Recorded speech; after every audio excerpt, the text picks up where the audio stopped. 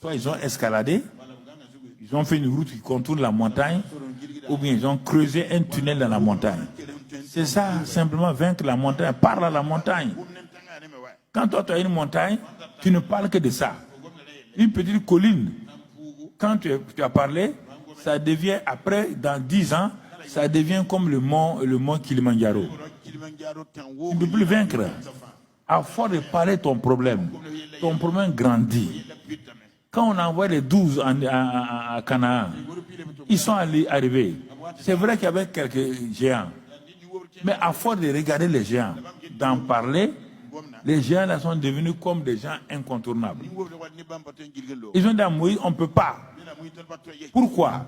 Parce qu'à force de penser que ce géant-là, on ne peut pas le vaincre, à force de dire, il devient un géant surnaturel. À force de parler de ton problème, tous les jours, papa, ça n'a pas changé. Mais parle à ta montagne. Parle à ta montagne. Parle. À combien de femmes j'ai dit, mais parle à ton utérus. J'ai dit au mari, attrape le ventre de ta femme. Tu dis qu'elle n'a pas enfanté. Toi, tu es un menteur. Ta femme a un enfant. Ça est dans son sein. Parle à l'utérus là. Mets ta main sur l'utérus. Tu es l'homme. Tu as l'autorité. Mets ta main sur son ventre. Prends autorité. L'utérus de ma femme. Je te commande. Maintenant, toute inflammation, toute chose là, je te réprime. Sors. Je commande maintenant aux trompes. Toute trompe bouchée. Vous ouvrez maintenant. Et maintenant, je commande afin que les ovaires et les ovules qui viennent de moi et tout, quand ils vont venir, ça rentre dans la trompe et ensuite, l'utérus reçoit l'enfant. L'homme et la femme parlent comme ça. Et puis, ils louent Dieu. Ils louent Dieu. Ils ne s'inquiètent pas. Ils louent Dieu. Le ventre comprend. Si le figuier a compris, si la mère a compris ce que Jésus a dit, parle, parle, parle. J'ai fait ça avec des médecins gynécologues en France. Je suis allé prêcher. On m'a dit, ce médecin va te voir, mais elle est de garde. Elle est de garde. La région de Lens. Il dit, mais ce n'est pas un problème. Il y a le téléphone, non? Mais le téléphone est là. En esprit, il n'y a pas de distance. Il dit, madame, qu'est-ce qu'il y a? Ah, je voulais vous venir vous voir. Je suis marié ici, gynécologue moi-même. Il y a une anomalie en moi. Il dit, Dieu n'a pas créé une femme avec anomalie. Quand il a créé Adam et Ève, il dit, soyez féconds.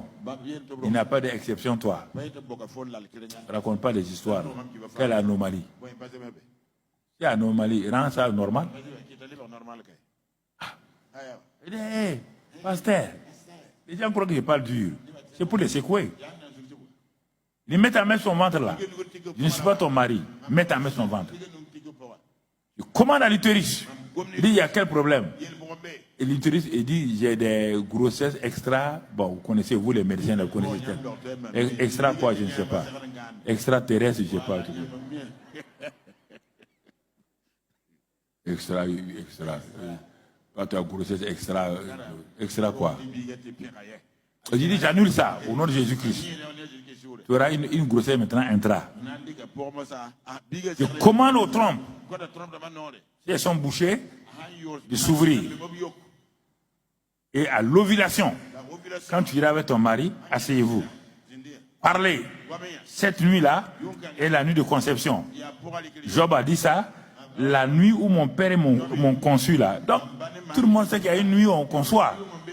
Donc, tu dis à ton mari, aujourd'hui là, cette nuit là, dans cette période favorable là, il y a conception. Et après ça, vous louez Dieu. Vous rendez grâce à Dieu. L'année suivante, je suis parti. Quand je suis arrivé, ils m'ont dit, la femme là vient d'accoucher. Et il dit, mais c'est normal. Elle est gynécologue, mais elle n'est pas créatrice. Dieu a donné un enfant. J'ai vu ça plusieurs fois. Il y a des gens, parfois, des gens qui me suivent là. Il faut prier. Tu es enceinte, vas-y. Ah. Comme ça là. La parole crée.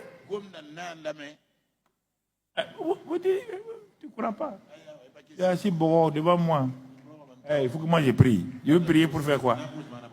Moi, je prie, toi, tu pars déprier. Pas des paroles négatives. Je prie, toi, tu pars. On dit, le pasteur a prié pour toi, ça va? Oui, mais je ne sens rien. Qui t'a dit qu'on sent un enfant? Tu as déjà entendu ça? On sent un enfant.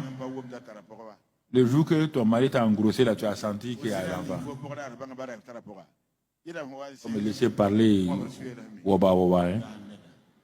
Je rentre dans ton 6 mètres tout de suite, tu vas comprendre. Il y a quoi ça? Proclamez.